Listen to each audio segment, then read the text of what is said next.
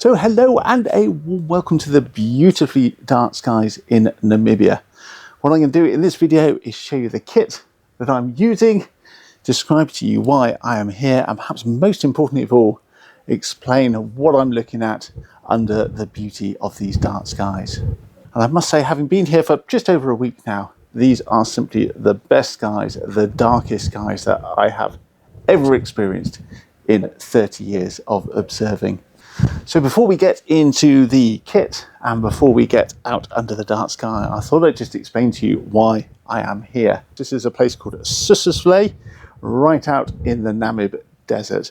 Now, part of the experience for the guests who are staying at the lodge is to be out and experience those sort of dark African skies, and there simply is no light pollution. Now, the problem is that the guides, so the people who are taking the guests out into the desert, they know about the wildlife, they know about how to look after the guests, make sure they get the best experience, but they simply don't know the night sky. They don't know what objects to look at, how to use the telescopes. They put an advert out on cloudy nights about a year ago, I think it was now, asking for volunteers. You can come and stay at the lodge. So after dinner, the guests come up to my office and we show them the beauty of the night sky. Now, of course, they're not proper amateur astronomers. They're not interested in hunting down faint, challenging objects. They want to see the highlights tour, the beauty of the night sky. And really, what they really want to do is just photograph the Milky Way on their smartphones to have a souvenir, something they have taken themselves. And of course, they're getting up at 5 in the morning. They're getting up early in the morning to go and do their trips before it gets really hot. And of course the bar's still open. So I generally do 2, maybe 3 hours at the most after dinner showing the guests the night sky. And then the telescope is mine, so I can use that for my own observing. And I have never used an observatory that simply does not have a roof. So there's no roof to take off, there's no roof to roll back, it's just set the telescope up. It lives under that sort of canvas cover that keeps the worst of the sunlight off, keeps the dust off. And there it is, it's an 11-inch telescope, which is the same tube, the same type of telescope I have back in England. It's a different mount. This is the out azimuth mount, so it's actually quite nice for observing, for visually observing. The eyepiece is always at a comfortable position. So what I really love about the telescope, it has the star sensor line. So I program in the hand controller the time, the date, the location, all that sort of thing. And what it does is it photographs the night sky. It takes 3 photos of the night sky with the camera that's mounted on the side. It then knows exactly where it's pointing. And then when you do the go-to, you tell the telescope what to go and look at. It puts them not necessarily in the center of the field of view, but pretty much in the field of view. In terms of eyepieces, this is my own eyepiece. This is what I brought out with me from England. This is a Baader zoom.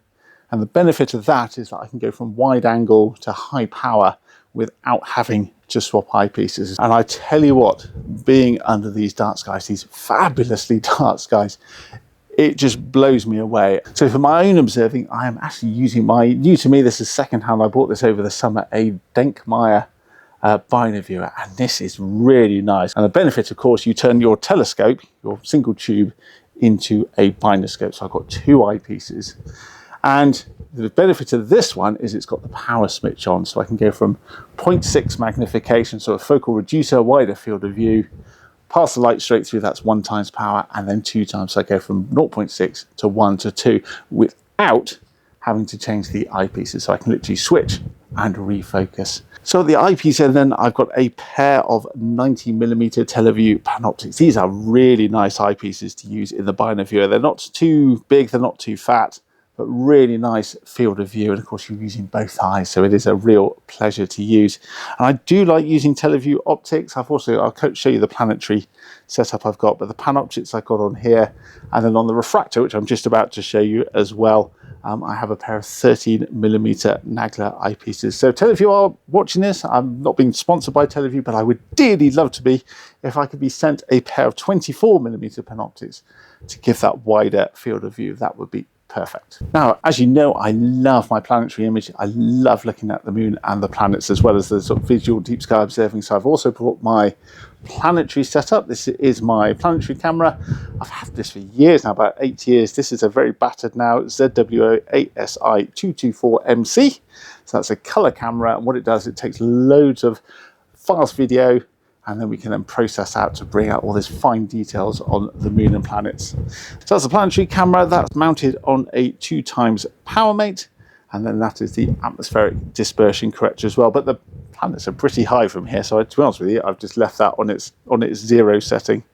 So that's my planetary setup. I've really been focusing on Saturn at the moment because Mars and Jupiter are rising in the small hours, so I haven't quite got round to observing them yet. So after dinner, I come up here and I get the place ready, get the telescope covers off the telescope. And this is one of my useful accessories. This is an SRD, and I call it a scorpion removal device. So I've only found one so far, so I check all the covers, make sure there's nothing nasty under there for the guests. Sweep out anything that's coming in the way, and I get the telescope ready, get it aligned, and then we can go observing.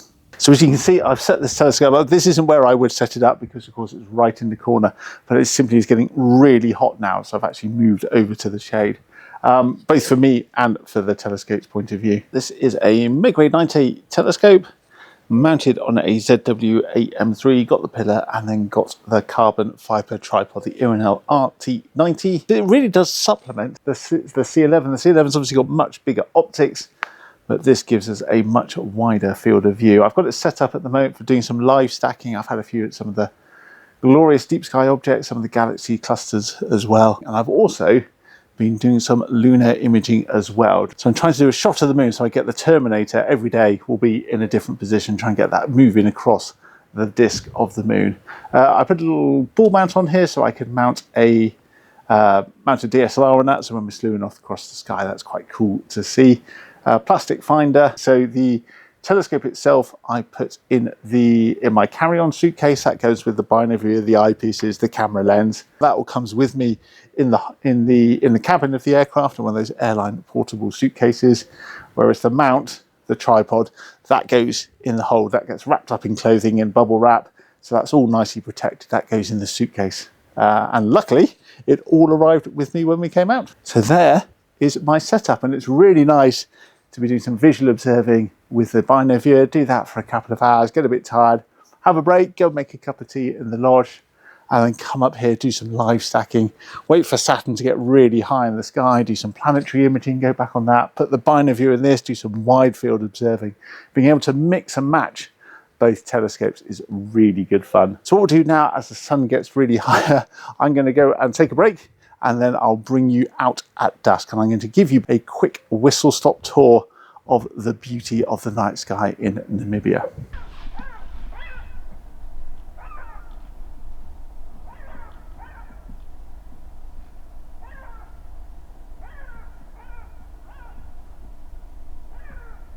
That's a pretty eerie sound, isn't it?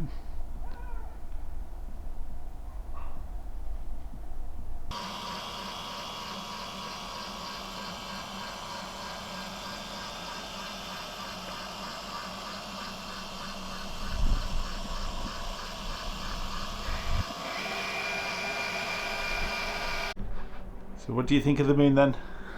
I think it's pretty amazing to look through the telescope and see it, you know, and all the details, especially with the shadow. Do you see the dark side as well, the unlit side? Cool, so that's the moon. Should we go to, there's the Venus, and so Venus has disappeared now. Yes. Let's go to our nearest, so you've got the sun. So the moon is the closest to the Earth, closest body to the Earth. Venus is the closest planet to the Earth. And we're now going to go to that star over there, the bright star, and that is the closest star to the Earth. Sorry, the closest star to the solar system. Oh, wasn't. Yeah, that's the one. Nice one. Not many people know that. So let's start this. Yeah, I'll try it. Yeah, and he was supposed to do. Yeah, but you don't go from England. Yeah, it's England. I don't go from England France all the way down to Spain, I think. Yeah, that's it. And you know, you only realize how small you are once you start just looking at. Oh yes. Objects. Right, let's get that focused. So this is the zoom eyepiece again.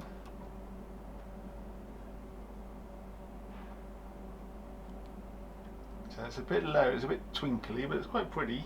There you are, sir. If you need to focus it, 'cause that's focus for my eyes. Yeah. The focus knob is just there. Oh. So what do you notice about the star? There's two. Yeah, it's a binary star. Why is it? Is it because there's two stars, or is it? Yeah. So they physically are two stars. Are they next to each other? Or? Yeah. So they physically orbit each other. Yeah. So they're just like the moon goes around the Earth. These two stars physically orbit each other. Wow. Orbit each other in about every 80 years. So if you came back in 40 years' time, they'll have swapped sides. You come back in 80 years' time, they'll be back to where they were. So it's the third brightest star in the night sky. Yeah. Behind Canopus, and then Sirius will rise later. Yeah. And it's bright because it's relatively close. That's cool, isn't it? Yeah. Is that part of the Magellanic Cloud, or is that part of the No, whole so that's cloud? the Milky Way. Yeah. So now your eyes are getting used to the dark, despite that really bright the moon. So, and you see there, you can just see it's like a faint band of cloud. Yeah. And of course, if there wasn't a bright moon, it would be really bright. Yeah.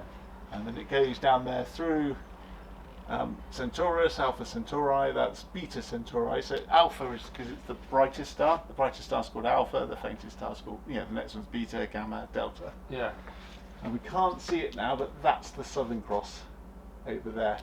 Okay. But if you get up at about 3 or 4 o'clock in the morning, you can see the Southern Cross rising. It's cold because it sets over there and then rises over there. I've seen it come up, so you see it set in the evening and then rise again in the morning.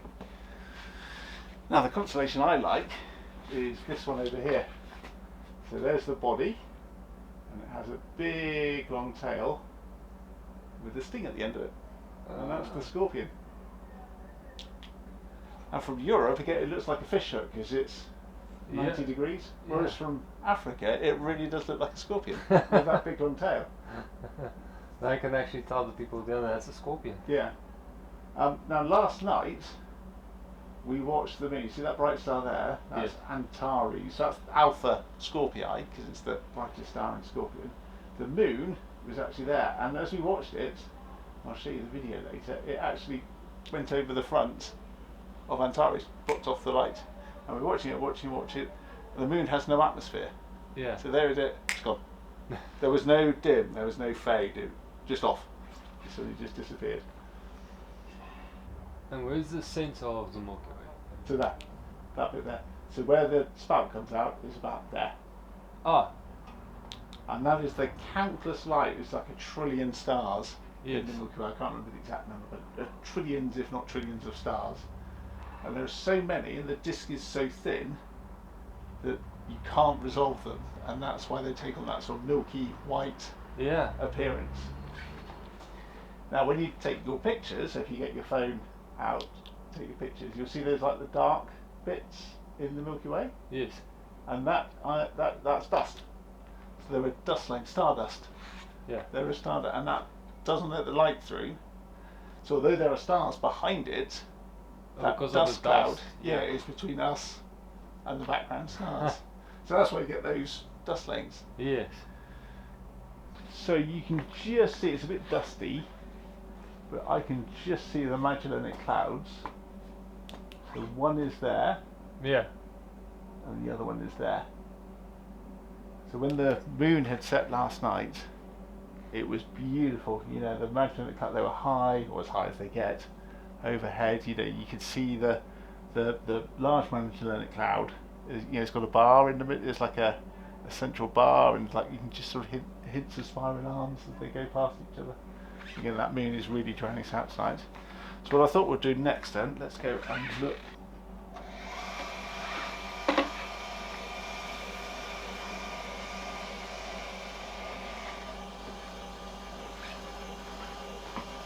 So we can't see all this stuff from the UK, it's just, it's below the horizon. Yeah.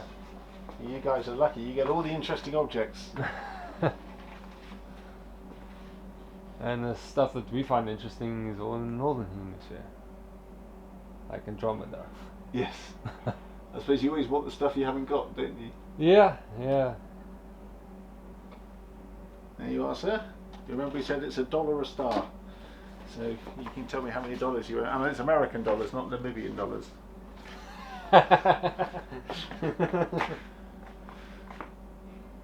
Wow. And it's interesting to just think in that one spot there's so many stars. Yeah. I like the bit in the centre Yeah. where there are so many stars you cannot see the background sky. Yes. Yeah. I wonder why there's so many stars in that one region. So that's called a globular cluster. Yes. So it's a physical grouping of stars. It's a physical star cluster. They were all born together, gravitationally bound together, and it's so dense in the middle, that's why we can't see through the centre. And that's just off the, where's the small cloud gone? So it is that star there. That is what we're looking at. Pretty cool, isn't it? Yeah. Right, shall we go for the highlight then, the highlight of the night? Yes, yes, most certainly. Even though I have to work with that. There you are.